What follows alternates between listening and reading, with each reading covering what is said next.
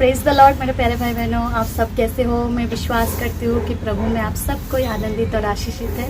और मैं प्रभु को धन्यवाद देती हूँ सुंदर समय के लिए कि प्रभु ने सुंदर समय दिया है ताकि मैं प्रभु की वचन आप सभी के साथ बांट सकूँ।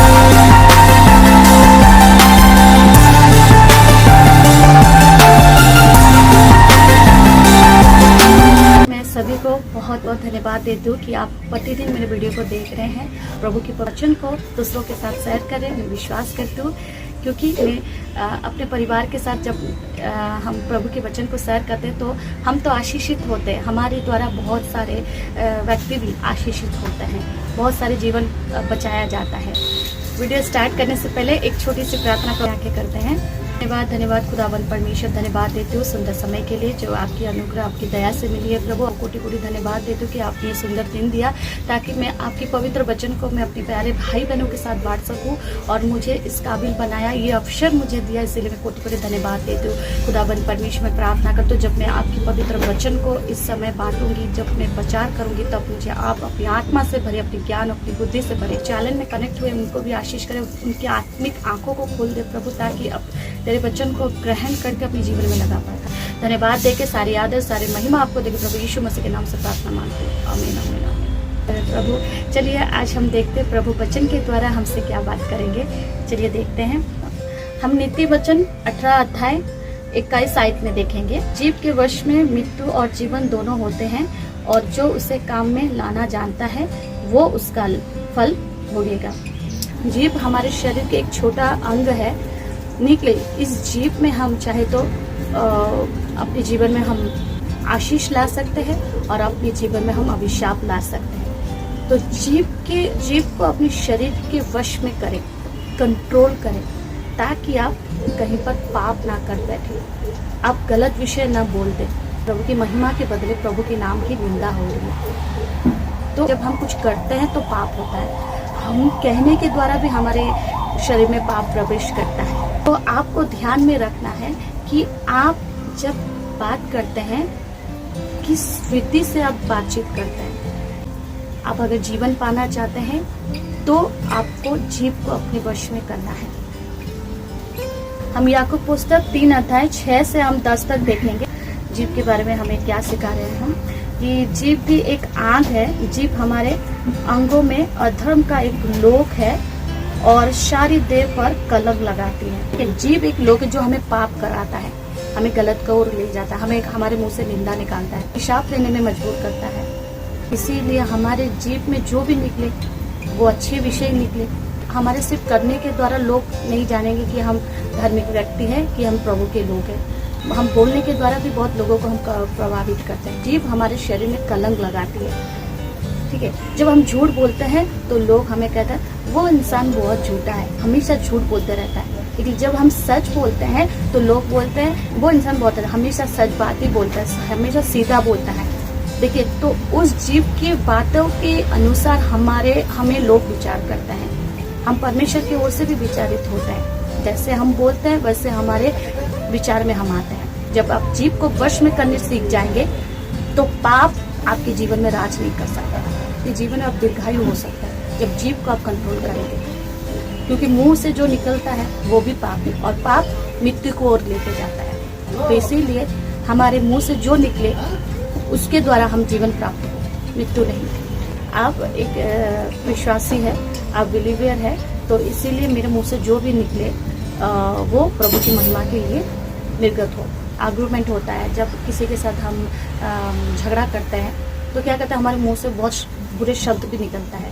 तब आपको चुपचाप रहना है, क्योंकि गुस्सा से लोग गलत मुंह से निकालते हैं।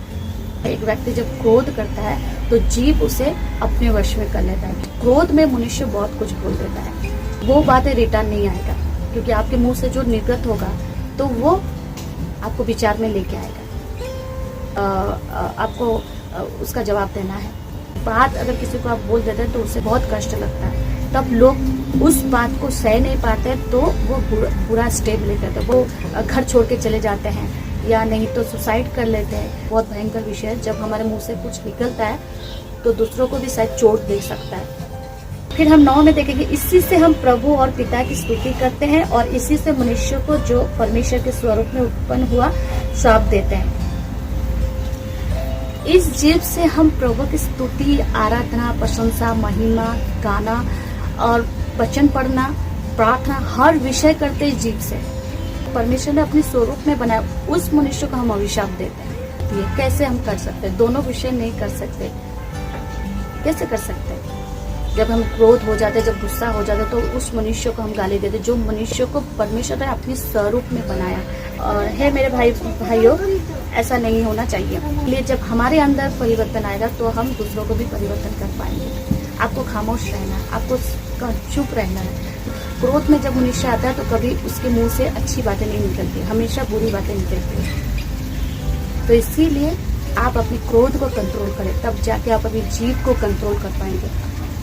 आप अपनी बातों को कंट्रोल कर पाएंगे। जिस मुंह से आप श्राप देते हैं, उस मुंह से प्रभु कभी प्रार्थना ग्रहण नहीं करेंगे।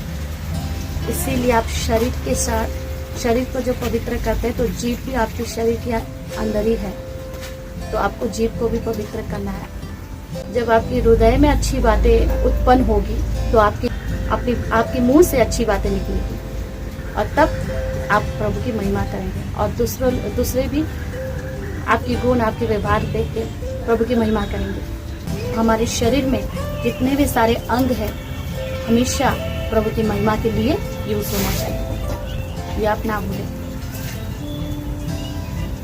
हम क्रोध करने के लिए हमेशा हमारे शरीर को यूज करते हैं, किसी को मारने के लिए, किसी को गाली देने के लिए, किसी की बुराई करने के लिए, क्योंकि शरीर जो आपको एक्टिविटी कराता है, आप उसके अनुसार चलते हैं।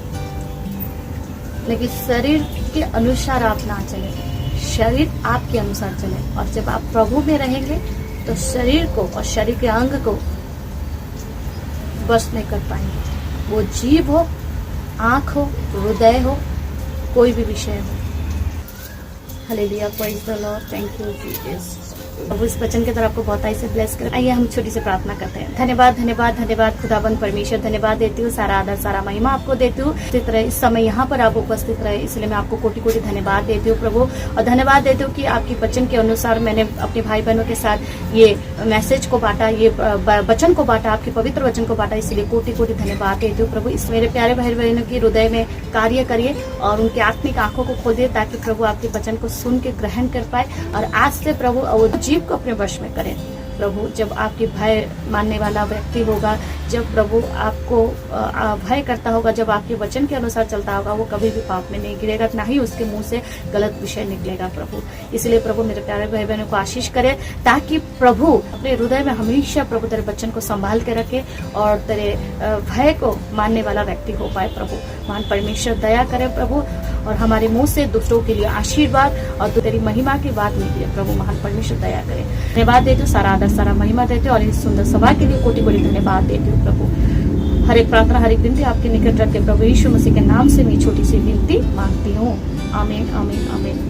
मिलती हूँ आप लोगों से नेक्स्ट वीडियो में। प्रभु तब तक आपको संभाले। God bless you.